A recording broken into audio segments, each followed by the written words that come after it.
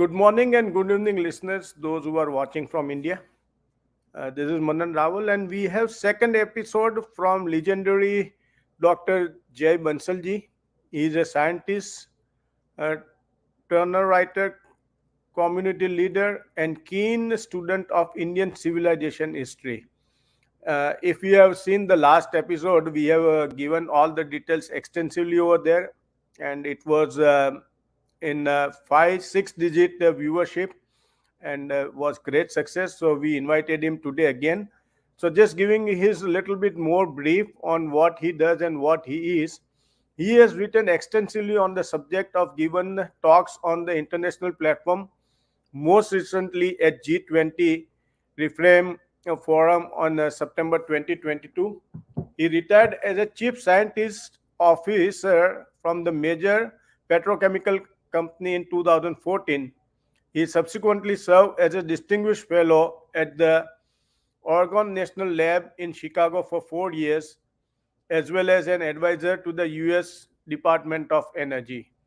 He is currently devoting his entire free time to Vishwa Hindu Parishad of America, and he is on the core team as well as he is the VP of Education, and he is pretty much having a command on Hinduism history, and he write and study extensively. He does a lot of research, and here we would like to invite him for the second episode. Good morning, Thank you. sir. Namaste. Thank you again. Namaskar and a very warm greeting to all your viewers. So, sir, my first question is: there are a lot of people who says why we should be revisiting our ancient history, and why it is important to know what happened 1,000 years ago or even 200 years ago. Why not just accept current reality and move on? Yes, so that actually, Manan Bhai, is a very important and interesting question. And, I've come across that question many, many times before in my talks. I was going to cover it towards the end of my presentation, but I think it's important for us to do it perhaps in the beginning, so people understand why it is important for them to know what is going, what happened to them, and why it is important for us to have these kind of conversations. So let's remember that we have been under two different colonial regimes for more than 1,200 years. Uh, these colonizers, you see, colonizers are never nice people. Their job is to take from you what is not theirs. So how do they do it? They do it by two means. They have two different weapons at their choice, at their disposal. The first weapon is brute force, which they have used very frequently. They use it everywhere, and we can spend a lot of time talking about how much damage that has done to our civilization. However, there is even a more insidious weapon that's available to them, and that is the capacity to erase your civilizational history. So the natural consequence of that is that over time we begin to believe the colonizer's narrative, and and we lost confidence in our ability. As a civilization, we lost the ability to believe that we could accomplish anything of significance. Because presumably we never had a history of accomplishing anything of importance, because that's what we were led to believe. Now, the problem is that, after 76 years after independence, we still haven't been able to get rid of that mentality. Still, by and large, we are mentally colonized. And this problem is more with the so-called intellectual class, people who have gone through English education, particularly in the more modern times.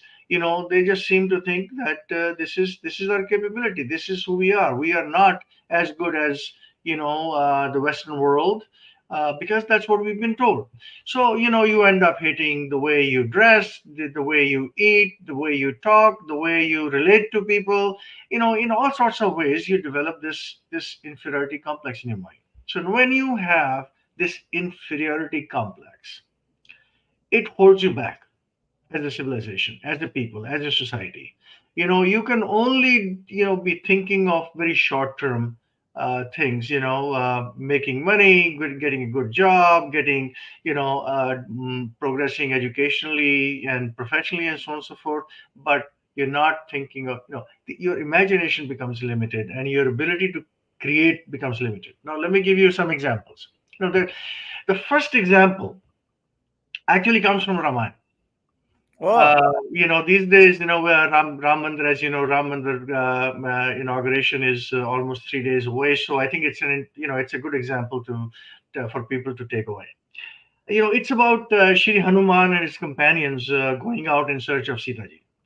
They know where she is. They finally find out where she is, but they have to cross a large body of water, the ocean, and in order to get to her.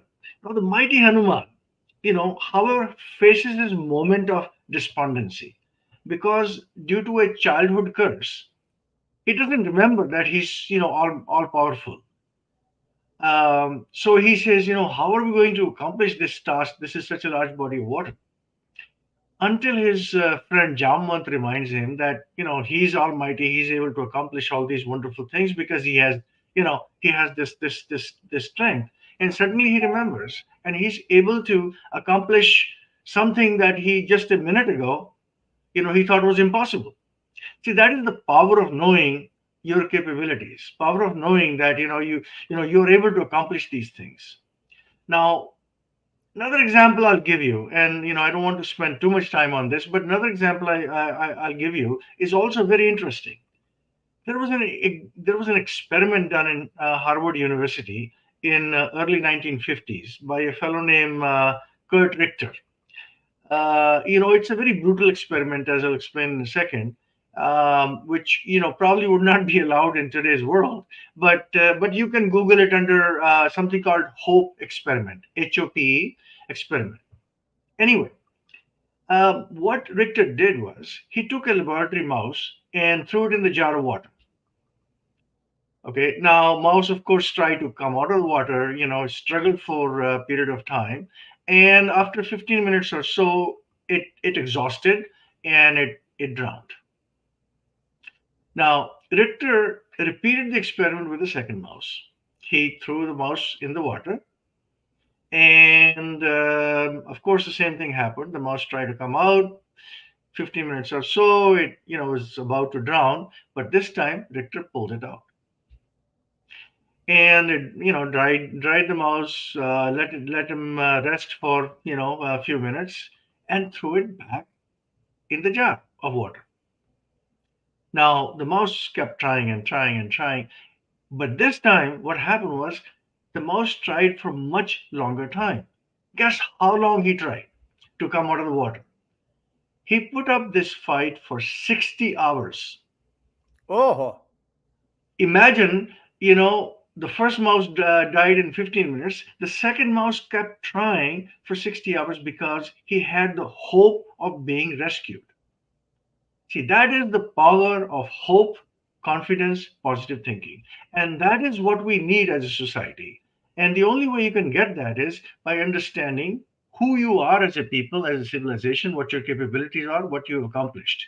So that's the reason, Manan Bhai, I feel that it's important for us to have these conversations and know our reality as a civilization. yep. Okay, with that, if I may ask you to load the slides for me, or can I do it myself? You can do it by yourself. Okay, all right. So where are the four slides? Let me start here. Yeah. So onto the subject at hand. It's about revisiting our civilizational history and why it matters, as we said earlier. Now, as I look at our civilizational history and what has happened to it over, this 1,000, 1,200 period of colonization, I think the topic really should be called revisiting the distortions of our civilization history. Because, we had a certain, history, and it has been taken up by others and distorted it out completely out of recognition to a Yep. point where what is being taught to us, what we learn in schools, colleges, or through media and so on and so forth, is, you know, just about everything in there is written by others and written from their point of view and hugely wrongly. So that's where we are. So now the thing is, if we're going to talk about distortions of our history, then first thing we know, we need to have a baseline. What is it that we actually were that ultimately got distorted? So this is a big topic. It can be, you can talk about so many different things, but I'll just talk about a couple of things on this slide. So we know that for the longest time, we had the pre-Islamic era, the Indian civilization was flourishing, and then Islam started coming in at the beginning of the 8th century. 712 is when Muhammad bin Qasim attacked Sindh, and then slowly, Islamic invaders kept coming in and ultimately gained strength, and they were there ruling us for a long period of time until the British replaced them. British came in the early part of the 17th century, and then in the middle of last century, 20th century, they were politely asked to go. So we have suffered these two bouts of very brutal and very consequential, colonial periods. Now, what has happened during that period? You see, we were a global leader in production of knowledge, and I'll show some examples of that for a long period of time. Yeah. Now, once the Islamic era started, our institutions, our educational institutions, our way of life was hugely disrupted, destroyed by brutal attacks, and by the time the Islamic era was towards its end, our knowledge production was barely functional. We were just trying to survive as a people, as a society. Okay, that became the main priority. But then the British came and they destroyed whatever was left of it, to the point where when they left in 1947, our knowledge production was basically dysfunctional. We had a literacy rate of 12% Wow. in 1947. Now today it's gone up to, I think, 70% plus. I've heard figures like close to 80%. So we've recovered a lot of it, but what we haven't recovered is frankly our what we're teaching our kids. We may teach more kids. We are able to have a high literacy rate, but what we're teaching is still the old colonial narrative. Yeah, yeah, yeah. Now, the second thing is in terms of the material wealth. You see, at the start of our common era, so-called ground zero, India accounted for one third of the world's GDP. It was why India and China were two largest economies in the world. China was less than India, but here we are, one third of world's economy. By the time Islamic era was coming to a close, it had gone down to 25%. And the reason it was still at 25% is because after the early invaders, the Mughals basically stayed there, and the wealth stayed in the country for the most part, although it was not distributed, ideally from Hindu point of view, but wealth still stayed in the country. So it was, had gone down to about 25%. Now, what is interesting is when the British took over, and they were only there for less than 200 years, 190 years, more or less, the share of India's GDP of the world was less than 3%. So, a tremendous destruction of material wealth as well as our ability to produce knowledge had been destroyed. But that's where we had been strong in historically. Knowledge producers and materially strong. I mean, you cannot have a 33% of world's GDP without being without having intellectual property, without being able to produce knowledge. So let me give you some examples of why we believe we were knowledge-based society. I have three or four quotes here from different historians, and these are actually Western historians. Here's James Duff. He's a British historian in the I guess in the late 18th century to the mid 19th century, and he says many of the advances in science that we consider as European were in fact made in India centuries ago. Then we have a French astronomer, this fellow Jean Sylvain Bailly.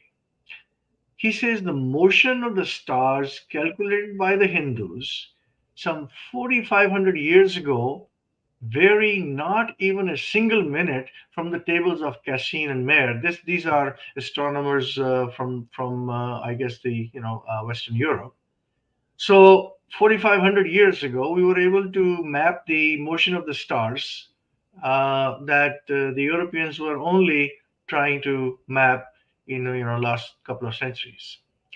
Then we have Will Durant. He is a famous American historian, and he says India was the motherland of much of our mathematics. And I have a brief quote here from Dharampal's book called The Beautiful Tree. This is actually, he quotes a number of British reports from early 1800s. And he says from these reports, the quote is the mass education in the early 1800s was more advanced and widespread in India compared to England. So clearly, we were educationally very advanced. Now, when you are educationally so advanced, when you are, able to think for yourself, how does colonizer control you? Here I put an example here of how do you tame an elephant? I mean, we were the elephant, in this case. So how was the colonizer able to tame us? And the answer is very short. Make the elephant believe that he's actually not an elephant; he's just a sheep. See, you have to play with the mind of the elephant somehow to make sure it doesn't rebel against you. Okay. Yeah, Now there is another example. We have George Orwell. He's a famous journalist and historian, and he makes this very interesting statement. He says, "To destroy a people, you have to obliterate their understanding of their history. Once you confuse them about their history, basically they become a slave society, the mentally slave society." And frankly, British were so good at it that they did a marvelous job of confusing us.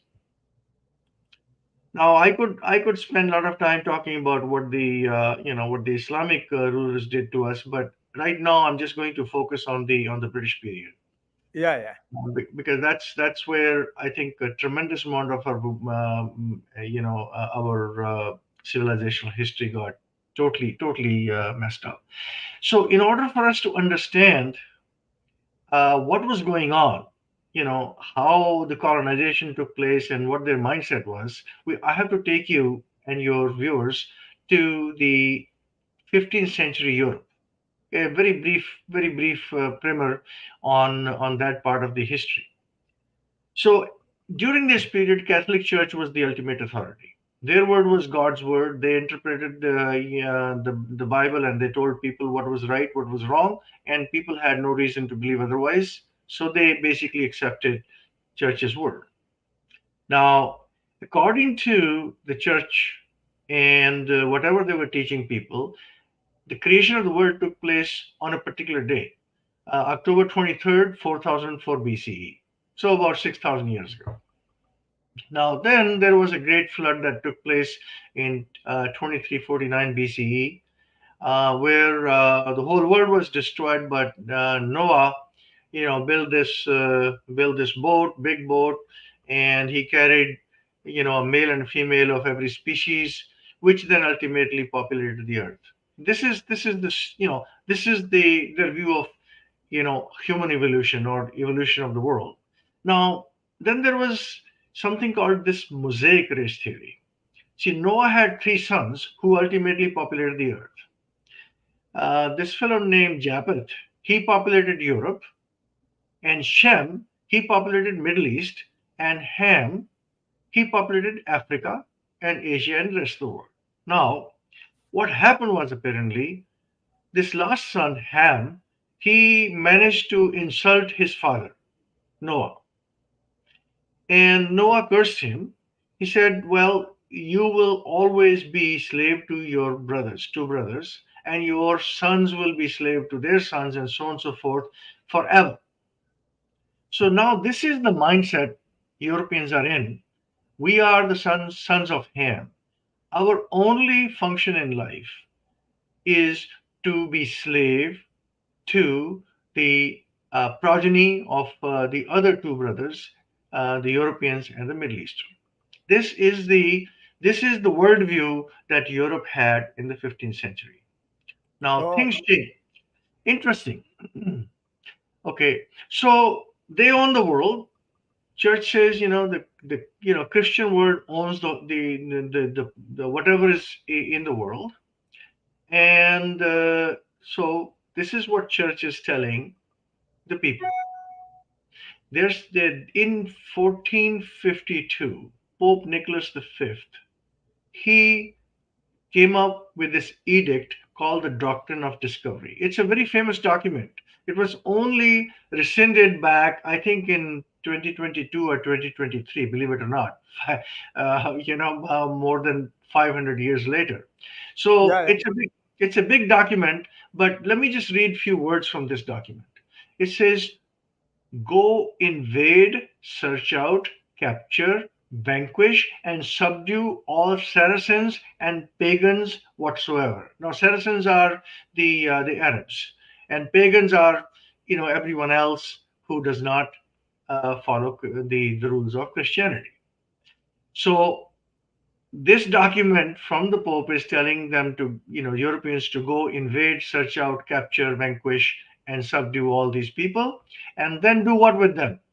To reduce their persons to perpetual slavery. And the last sentence, to convert them to his and their use and profit. So, this is the edict from the church to the Europeans to go find people who are not following the path of Christianity, take their property, convert them, and enslave them. So, of course, that's what they did. During this period, Spain and Portugal were the most dominant empires in Europe. So they are going out. They are probing the west coast of Africa, and they are enslaving the people, taking and colonizing Africa. And of course, they are looking for sea route to Bharat, because during this period, Constantinople, which used to be the land route for trade between India and Europe, had been closed out because the Ottoman Empire had taken over, and they had put all sorts of trade restrictions. So they were searching out for sea route, and as we know, in 1492, Columbus, representing Spain, he was looking for India, but then he found America, and he claimed all of Americas for Spain. And a few years later, Vasco da Gama, from Portugal, he went around the Cape of Good Hope in Africa and found India, and he laid claim to all of Africa, all of Asia, and the Indian Ocean for Portugal. Now, they have this, competition between these going on. So Pope Alexander the Sixth steps in to settle the claim between these two parties. So there is a famous document. I forget the name of the document. In that document, he drew this red line on the map, and he said, "Okay, the east of this red line belongs to Portugal, and the west of this line belongs to Spain. And please stop fighting now." Okay. Now Portuguese were not very happy with this. They thought they deserved a little bit more. So a year later, he moved this line a little bit to the west to this green line, and he said, Mm-hmm. "Okay, Portugal, you can have a little bit more, and Spain, you have a lot of territory already, so be happy with it." Now, this is the reason, as a matter of fact, why this part of South America is Portuguese. This is Brazil. Okay, everywhere else in South America, it's a Spanish speaking territory, whereas this little portion is Portuguese territory. Okay, Oh, okay. so that's the history behind what happened. But so let me now take you to the Indian context. But the point is, this is how they were dividing up the world between these two powers. Now, while Spain and Portugal are, robbing these colonies of their wealth, gold and all the minerals and all the natural wealth, and enslaving people, the other folks, whether it's the English or the French and all these other Europeans, the Italians, and, whatever have you, they are watching them with envy. But they're not able to do anything because that's what Pope is told Europe to do. He divided the world between these two powers. However, things changed. In 1517, Martin Luther revolted against the Catholic Church, and the Reformation movement started, and that is when Protestant faith came into existence. Mm-hmm. Okay, so a lot of the countries in Europe, they broke away from the Catholic Church, and they adopted this new faith, the Protestant faith. And countries like England, France, and many others, they basically now were free of the Catholic Church, so they were able to go and explore on their own. Yeah. And that is what started the pan-European campaign to conquer the world, to to take their wealth away for the benefit of the European world. So now they are starting to explore. So now here we are in the Indian context. As you know, the Portuguese, they colonized Goa and the west coast for from 1498 onwards. But I'm going to focus, and then French came, and even Dutch were there for some period of time and all that. But let's skip all this and talk about the British era. In 1608, the first ship of British East India Company docked in Surat. Yeah. Yeah, and they obtained the rights to trade between East India Company and India. I think at that time, I think Jahangir was the Mughal king.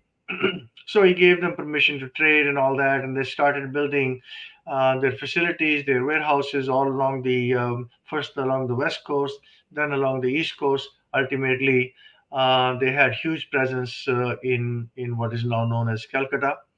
The Fort William was established.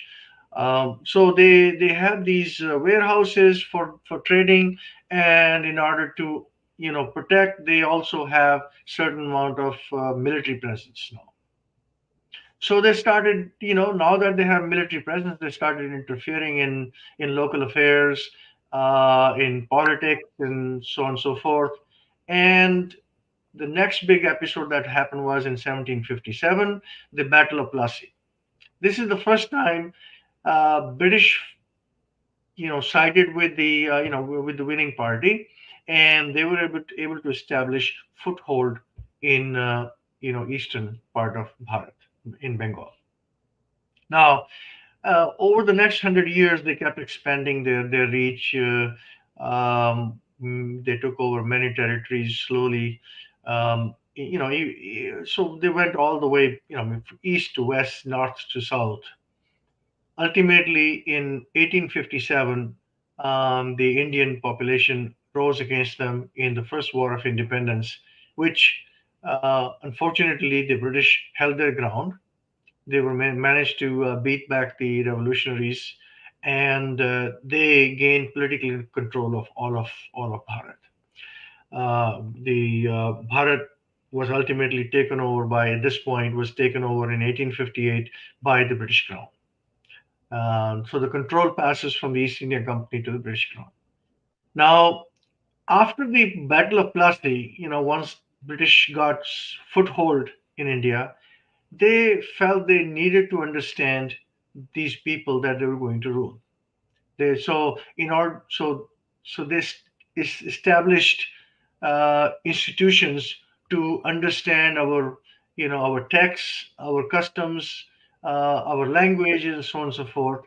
In 1784, the first Asiatic Society was formed in Calcutta to study our Sanskrit texts.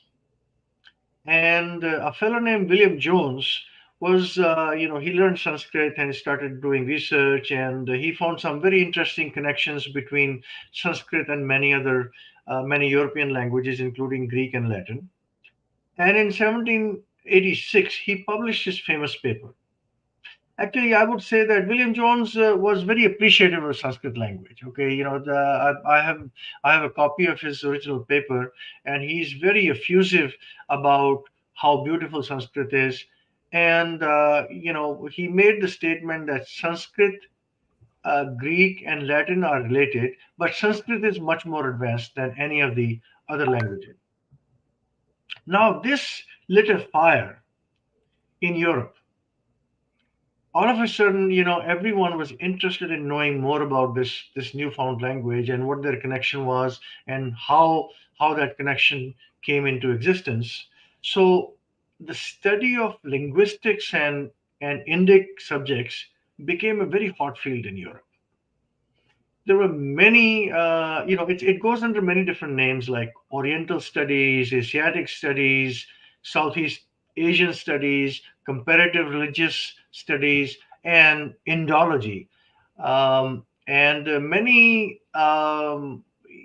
thousands of our Sanskrit texts were shipped to Europe and were translated in local languages and analyzed very deeply. There were many, many Asiatic societies formed. I have a list of some of them here. The Asiatic Society of Calcutta in 1784. There was a French Society in 1812. British Royal Society 1824. Even American Oriental Society was formed in 1842, and Germans formed their Asiatic Society, Oriental Society, in 1845. So, you know, dozens of universities are studying this literature. Chairs established. A lot of people are working on it. I have put some pictures here. I don't want to spend too much time talking about each one of them, but names like Schlegel, Larson, Hegel, Holzman, Von Garbe, Max Muller is very famous. People don't know how much damage Max Muller has done to us, but you know they think he was a great Sanskrit scholar. And unfortunately, the baton has been picked up by modern so-called scholars of Indology, people like Wendy Doniger from Chicago, Sheldon Pollock at Columbia University, and Michael Witzel at Harvard. So these people are carrying on the same work that their ancestors in Europe, particularly in Germany, were doing. Now, what was the motivation for all this study? It wasn't to appreciate the Hindu, art or Hindu literature. It was simply this. See, they were convinced in their mind that Hindus were primitive sons of Ham. So, how could they possibly have developed this advanced language? Yeah. Okay, so they really wanted to find out, where did this language come from? And they believed in their mind that it had to be Europeans because they were the most advanced people in the world, so it had to be theirs. But how did it get to India? So that was their problem. That's what they were trying to study. Now, let's come to 1800s, and you know talk about the English education. So, now some brainwashing is going to happen of our society. So here we have Thomas Monroe, who is the governor of Madras Presidency, one of the, three or four large presidencies, English presidencies that existed at that time. He's sending this report in 1826 to British government, where he says mass education in the early 1800s was more advanced and widespread in India compared to England. And he says every village had a school, and 65% of students were Shudras. This may come as a surprise to a lot of our your audience. Now, in the same time frame, you have Thomas Macaulay. He is speaking in the British Parliament in 1835, and I'll just give you three quotes from his talk. He says, "A single shelf of a good European library was worth the whole native literature of India." Okay, a single shelf of good European library was better than what was, contained in the native literature of India, while Thomas Monroe is telling them how great our education system was. Yeah. This is in 1835. He's writing this report in 1826, only 9 years difference. Yeah. Now, so clearly, one of them is lying, and guess who's lying? Um, Then he says, Macaulay says, to form a class of persons, that is his objective, to form a class of persons Indian in blood and color, but English in taste, in opinions, in morals, and in intellect. And then he makes a very interesting statement, which I think is very true. He says, no Hindu who has received an English education ever continues to be sincerely attached to his traditions. Mm-hmm. Very interesting. I mean, in many ways, he was right. Many Hindus have been able to stay attached to their traditions, but majority of Hindus have become very distant from their traditions as a result of the English education. So, in 1835 and thereabouts, English education was imposed on us. And question is, why does it matter? We all benefited from English education, and I sound like a bit of a hypocrite talking about bad mouthing English education while we're talking in English ourselves today. But that's a different conversation. We should have that conversation at some point, but let's talk about what English education did to the Indian society. You see, uh, it immediately created a divide between those who were good and proficient in English and those who were not proficient in English. So those who studied English and became proficient in it, they became part of the elite class. They dressed like the British, they spoke like the British, they even sometimes ate, food that British people ate, and they, attended their, social parties, although they were not always welcome, but, they tried to associate with the British society, and they call themselves the elite class, the Bhadra Lok. Mm-hmm. Whereas the lack of English proficiency became equated to backwardness. If you couldn't speak English well, you were just an ordinary, backward person. And more importantly, you see, it became an entry ticket for high-end career jobs. So, of course, everyone wants to now learn English because that's the only way you can get a good job and move forward in the world. So it created a huge divide in the society. Now, the second thing is it arrested the transmission of our civilization narrative. Now, what I mean by that is, you see, language is not just a way to communicate. Language is also the way we carry our traditions. We communicate our traditions to the next generation. Okay. Yeah. Um, so, for example, when you're going to learn English, you're going to learn about Shakespeare and Shelley and Byron and so on and so forth. You're not going to learn or appreciate Kalidas, Bhabhuti, and Kautilya. So, so your traditions, your knowledge gets suppressed because the language of communication, the language of education is not your native language. Um, and then there is loss of civilizational pride. You're learning in someone else's language. You don't know your own accomplishments, what your forefathers did, all the wonderful progress they made. So why should you be proud of your civilization? And it arrested the creativity of our people because, see, creativity requires free thinking. You have to be able to think in many different spheres and connect the dots to come up with something new and different. And once you are thinking in a foreign language, that ability to think freely goes away. So it arrested our creativity. We became basically survivors. Okay. So that is the power of having a foreign language imposed on you.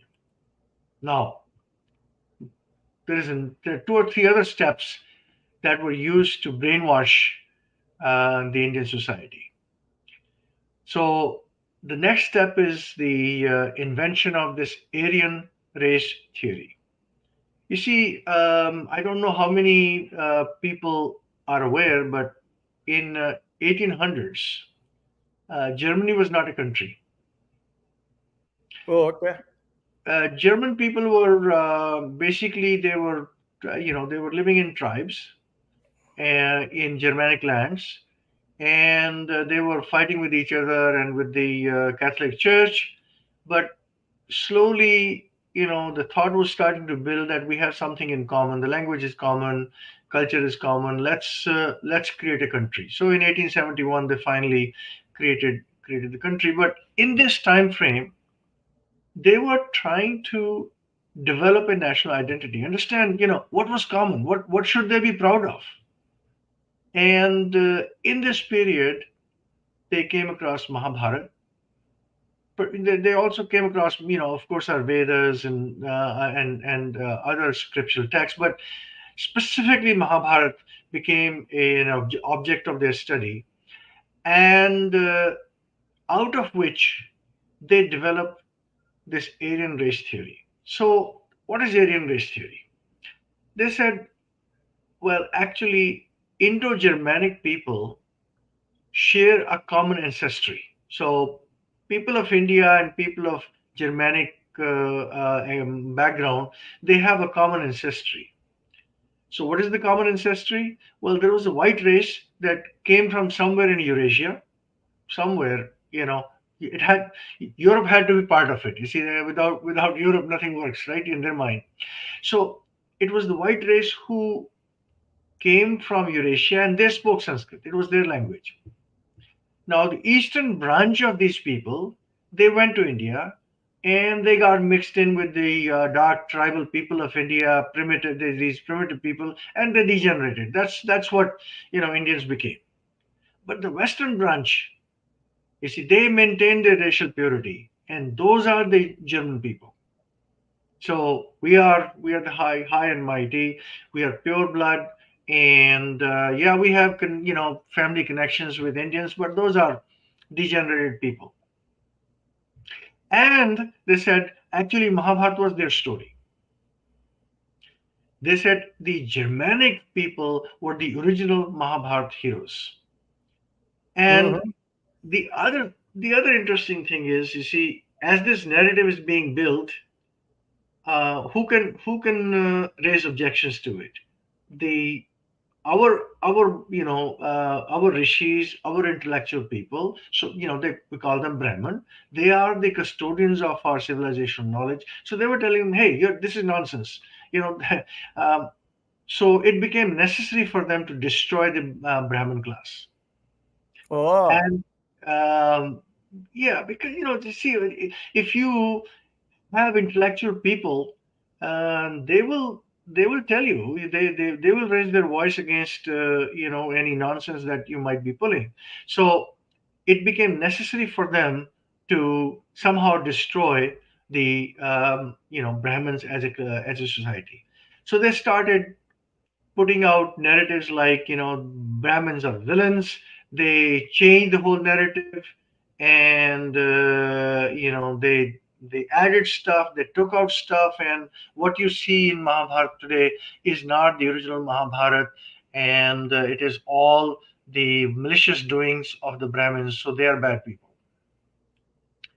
Now, this is the Aryan race theory, but Max Muller took it a step further.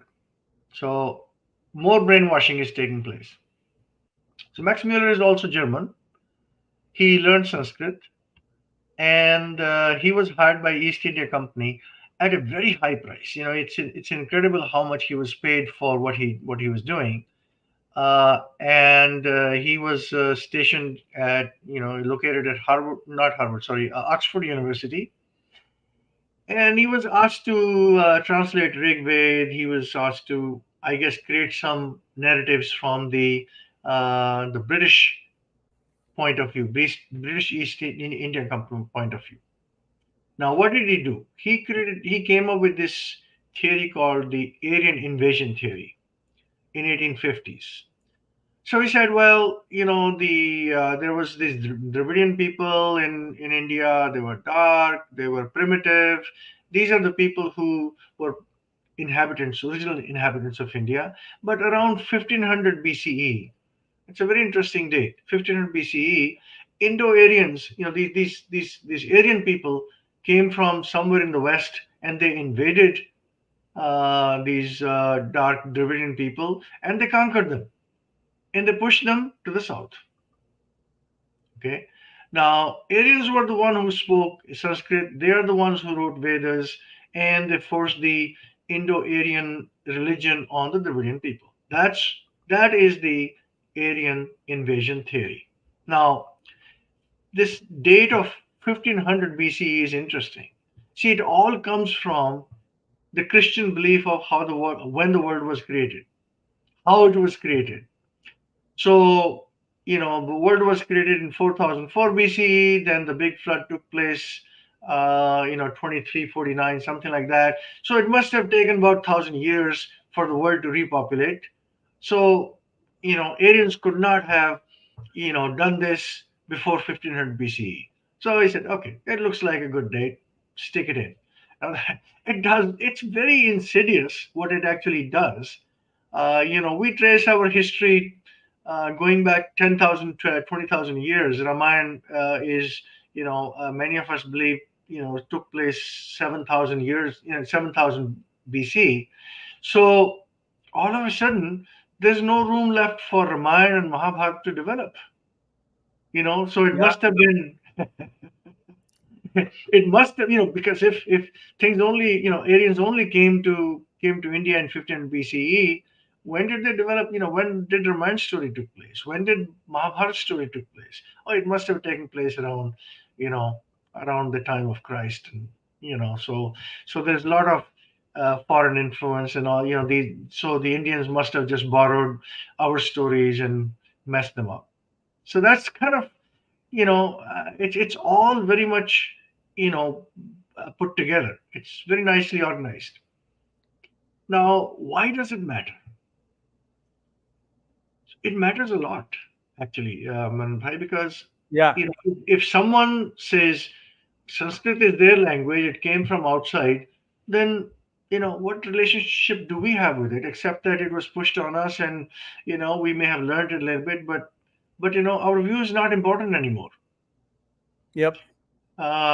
The other thing it did is it severed our exclusive claim with our ancestral land, Bharat. Now, how did it do that? It basically said, look, invaders have been coming to Bharat for a long period of time. They come, they push the other people, and they occupy. It's like a train station. You people come, people go. Enjoy while you're here, but don't think this necessarily belongs to you. Okay, so it justified their existence as a colonial rule. They said, okay, Aryans came, you pushed other people out a few hundred years ago. Now it's our time. Yep. The other thing it did is, and this is very important and fortunate and very unfortunate, it created this Aryan Dravidian divide, which never existed, and it's totally artificial. But it created a story, and some people, got to believe that they're Dravidians and these Aryans from the north, they did bad things to us. So, it's showing up in so many different ways today, even today, in our politics, in our social dialogue, and what have you.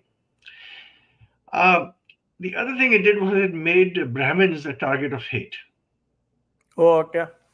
They were the voice of intellect. They were the people who had the knowledge to push back on the wrong narrative, but they got effectively silenced. Your view doesn't matter anymore because you've done bad things. You what you say is totally biased. You're just trying to protect your hide. And it made it normal to insult our scriptures because Oh, they were just full of garbage. There were a lot of stuff that Brahmins had thrown into it that really never happened, didn't belong. And there was there were many scholars who were taking Mahabharata, others also, other books also, but Mahabharata specifically, they were taking it apart. And there was one scholar who concluded that only 1/4 of Mahabharata was actually original. The rest of it is all made up stories. And they were doing the same thing with Bhagavad Gita as well, believe it or not. So, so this is how narratives get destroyed and other narratives get transplanted on top of them. And one of the consequences that a lot of people don't, the connection a lot of people don't make is that in the middle of the 20th century, Hitler actually took this Aryan race theory and he weaponized it against the Jewish people and against the Roma people, the so-called gypsies, and he used it to say to the German people, "You are the superior race. You must destroy these people because they're inferior. They don't belong on this earth." And he murdered 6 million Jews and many Romani people, the Gypsies. They suffered tremendously under this. And Aryan race theory was fundamentally a weapon that he used to do it. Okay, now things change. Remember the Mosaic race theory, where Noah yeah, had yeah, three sons, the Japheth and the Shem and Ham. That was their worldview of how world came into existence. But things changed in 1859. Charles Darwin, he came up with his theory of evolution. He published his theory in 1859, and suddenly it challenged the Mosaic race theory. Because if we came from single cell organism, we ultimately developed into monkeys, and from monkeys you became human beings, then the Mosaic race theory is all nonsense. It couldn't have been Noah's three sons populating the earth. So all of a sudden the whole Christian worldview got thrown into the trash bin. And of course the Christian world, they made fun of Darwin. They made him look like monkeys. They had cartoons all over the place, and they kept resisting this theory. And even to this day, a lot of the fundamental Christians would actually not want their children to learn about the Darwin's theory of evolution. They want them to learn the theory of creation that comes from the Bible. Now, but Darwin theory, it was very scientific. It was, they seemed very logical. A lot of people started believing in it, and it was a very serious blow to the idea of Europeans being a superior race. If everyone came from monkeys, who's superior? you yeah, yeah. know, but but Europeans always had this in their mind that they are the superior people. So they figured out a way to reestablish that, and they came up with something called theory of social Darwinism. So they took Darwin's theory of evolution and applied it to social structures, and they said What is social Darwinism theory? It says each race evolves to its own level according to its inherent strengths. So different races have different capabilities. They evolve to different levels. Europeans had evolved to the highest level, and Africans had evolved to the lowest level, and Indians were somewhere in between. Okay, so the social order that they had in mind got reestablished by taking Darwin's theory and applying it to social structures. Okay, now um, another interesting thing that comes up, the brainwashing of Indian society continues. So now we're talking about the caste imposition of caste on the Indian society. I call it castration of Indian society in a sarcastic way to talk about this. But caste was becoming a problem, you see, for the missionaries. From 1813 onwards, British missionaries were allowed to proselytize in India, and they descended like locusts on the Indian subcontinent and tried to convert people. Portuguese had been trying to do that, of course, on the west coast, and they were using a lot of brutal methods. The English, missionaries were not able to use brutal methods, but but they were not being successful. And the reason was not the caste, but our Varna Jati system. Okay, Yeah, so this is a statement from Madras Missionary Conference of 1850. They said caste is one of the greatest obstacles. They called it caste, but it was Varna Jati system. They said caste is one of the greatest obstacles to the progress of gospel in India. So there are many more documents. I just want to give you one liner that yeah, so yeah. so it became and in the meantime, you have all these Max Mullers and Aryan race theory, Aryan invasion theory, and all that good stuff, being thrown around. So it became necessary for the colonizer to destroy our social structure and to impose a new structure on us, make us, actually recast ourselves in the British hierarchy. Okay, the British society and European society has always been a hierarchical society. There's someone at the top, someone below that, someone below that, someone below that, and that's how it has been. I think now liberalism is taking over, so some of that is dissolving. But that's how European mindset was. And caste was the concept that came from actually Spain and Portugal. It was called casta, but nevertheless, it's the same idea. So they took that term and they said, okay, we're going to make a list of castes that or classifications or castes that exist in India, and we're going to identify every person, as to which caste they belongs to. So who is higher, who is lower in this structure. So they developed this caste taxonomy. The problem was there's this fellow called Herbert Risley. He was the director of ethnography who joined the British bureaucracy in 1873, I believe. And so he was having a problem identifying, the caste of different people or where they belong. So particularly with the tribal people, and there were a lot of people who were living in the wild because the Islamic era had pushed them out of the civilization in taking their properties, so they were basically making a living in the forest somehow, foraging in the forest. So there were a lot of people like that, and it became very difficult for the English to identify where they belonged in the social hierarchy. So he came up with this theory called nasal index. So he took some measure, where you take some measurements of your nose, and through some formula, you relate it to the evolutionary development of the person, and then you can say, okay, you probably belong here in the caste system.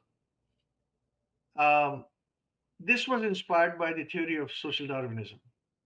So social Darwinism said, different people evolve, or different societies evolve to different levels, and different people evolve to different levels. So he said, oh, how do we measure it? And he developed this nasal index to measure it and force fitted people into different classes based on this.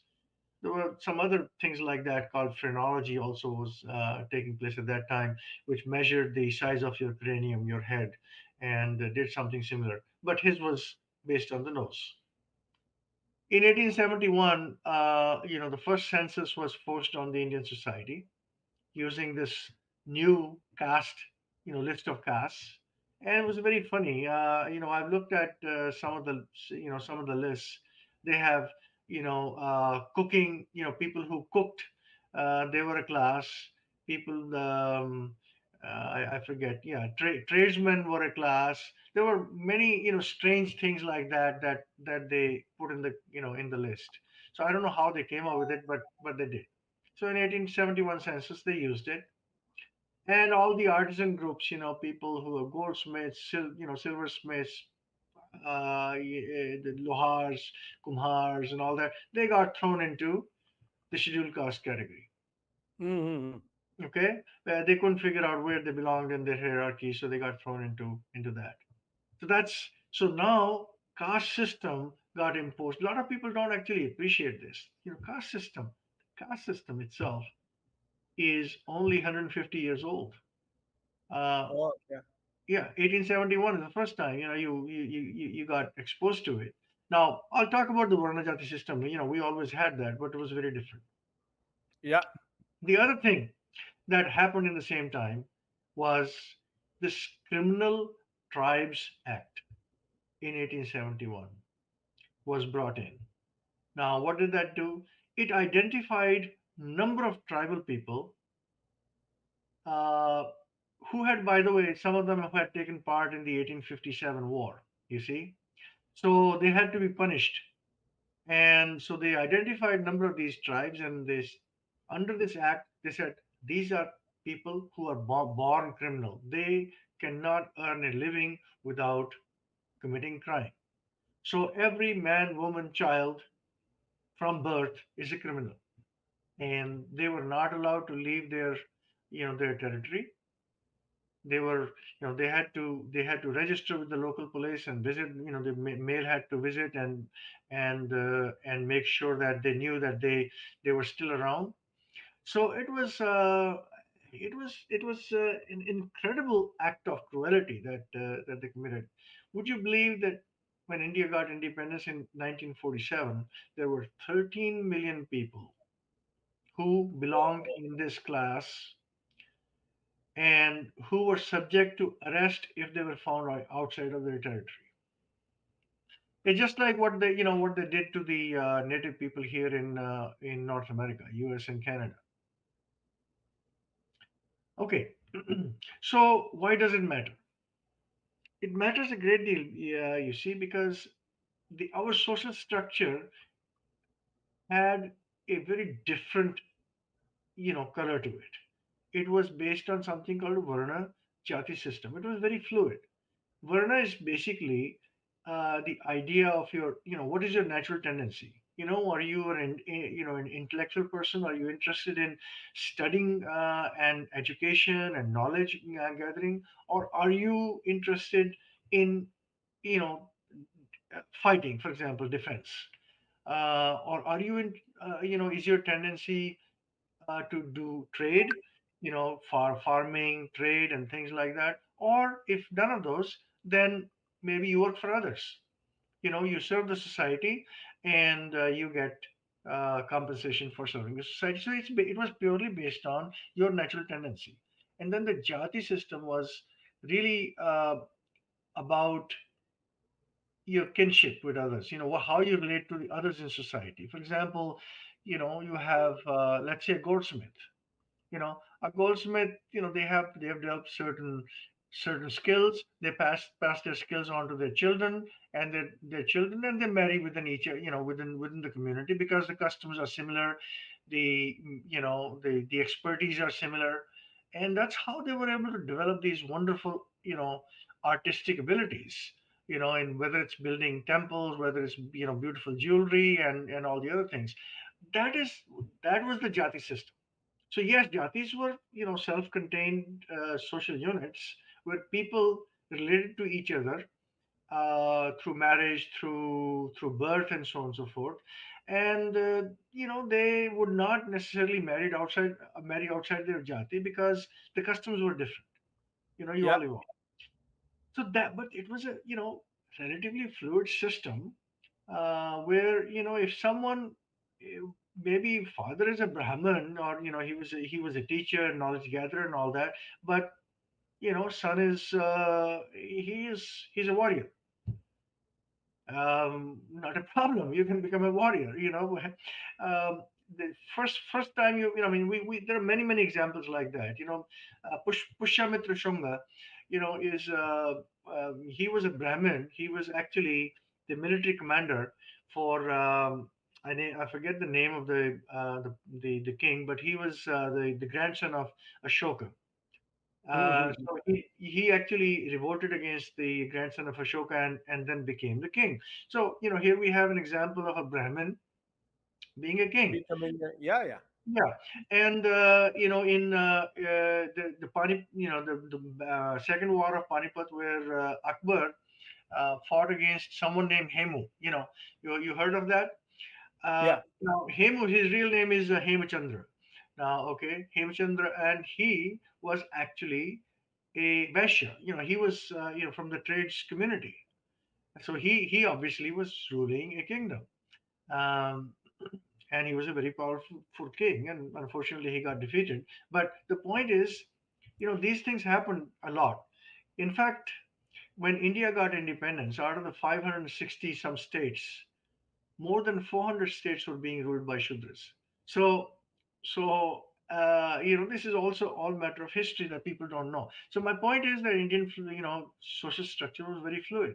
All of a sudden, someone became higher, someone became lower because the caste system was thrown into it, imposed on people. And that creates problems in the society when Manbhai, if I say look, I'm from a higher caste than you are, and I won't sit down with you and have a Yeah. meal with you, it becomes a problem. And that is what caste system did to the society. Now, there are examples of many people who contested their caste assignments in the courts, but they to no avail. They just the British people were just very, you know, very insistent, and it carried on. Suddenly, there was a large surge in this, Dalit category, the social, yeah, Dalit category, the scheduled caste category. It grossly there may have been an existing social problem there, but it got grossly amplified. As I said, there were 13 million just people in tribal communities, at the when India was became independent, and there were many more who are in the so-called untouchables or scheduled caste class. So here's a statement from a fellow named Middleton. He was the census superintendent under the in the British Empire in 1921. He makes this statement. He says, "We pigeonholed everyone by caste, and if we could not find a true caste for them, we labeled them with the name of a hereditary occupation. We deplore the caste system and its effects on social and economic problems, but we are largely responsible for the system that we deplore." Mm. Now, what greater evidence could you have of Yeah. British people messing up, the colonizers messing up with our social order? So, look at how many different ways we have, our social structure, our civilizational history has been convoluted, messed up, distorted, destroyed, and here we are today. This is my last slide, and we sit here today. Yes, we have thrown the yoke of the colonizers, and we are today. Bharat is a free country. We are a free society. We should be able to shed our colonial garb, this colonial mindset, but we are not yet able to do it because We think this is our reality. Yep. That's why people like me, or conversations like this have to take place. Now, I think we have to also say to ourselves, have we, what have we done in the last 76 years as a society? And quite frankly, I don't think we should be happy with what we have been able, what we have done. Um, the reason is, the when I look at the science, the hold of English language on our society is far stronger today than it ever was. More people are going to English schools.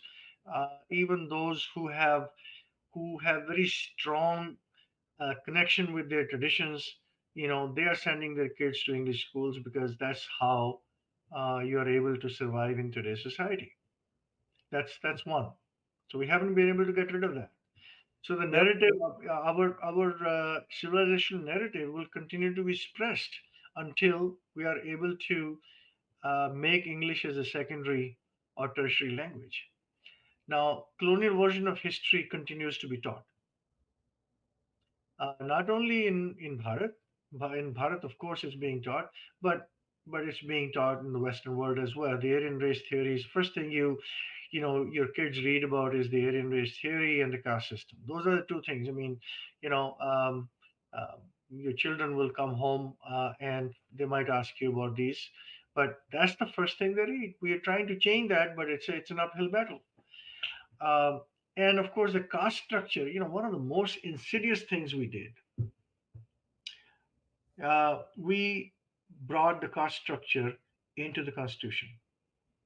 We became independent in 1947. For the next 3 years, we were arguing over and over about what should be in our Constitution. In 1950, Constitution came into existence, and what did we do? We Yeah. borrowed everything. We borrowed everything that was in the British Constitution that British had given us. 10 years earlier. We borrowed a little bit from, the English Constitution, borrowed a little bit from here, there, and everywhere. And for whatever godforsaken reasons, we said, hey, let's recognize caste as an issue. If you want to destroy a concept, if we really wanted to destroy caste as a social evil, which it is, we, you know, you giving it a state official status in the Constitution was not the way to do it. We should have taken it out. We should have people uh, who were disadvantaged. They should have been helped on the basis of their economic status, as opposed to on the status of what caste they belong to. And this is destroying society because now there's caste politics. There's the vote banks and so on and so forth that are completely uh, distorting the democratic system. So very unfortunate, very unfortunate. Now the younger generation unfortunately continues to consume this false narrative that has been transmitted to them, and then that's been hyper amplified by the social media. So these are some of the things that we continue to still struggle with. I don't know what the answer is. I'm hoping that education or conversations like this will provide some light. But you can take horse to the water, you can't make the horse drink it. Yeah. that's that's where we sit today. And I'm going to leave today's conversation with this one thought. So Arnold Toynbee was a British historian. He studied the rise and fall of some 20 plus different civilizations, and he wrote very nice book on how civilizations rise, how they fall, and all that. But it can all be summarized in one simple sentence. He says civilizations die by suicide, not murder. In other Yep. words, the outsiders may try to destroy you, but you always have enough strength to recover from it. But when you accept some of the evil inside your own society, then you have chosen to commit a suicide. Yep. So That is the talk for the day, Manan Bhai. I want to thank you for giving me this wonderful platform of yours to reach out to um, people of the world, and I want to thank, of course, all your viewers, all your audience for listening to this conversation. You may feel free to share my contact information with your viewers. So if someone Sure, has sure. a question or feedback, um, they should feel free to get in Contact touch you. with Yeah, me. Yeah. So that's it. And Manan Bhai, I hope it has been educational to some degree. it is educational, sir. No doubt Yeah. about it.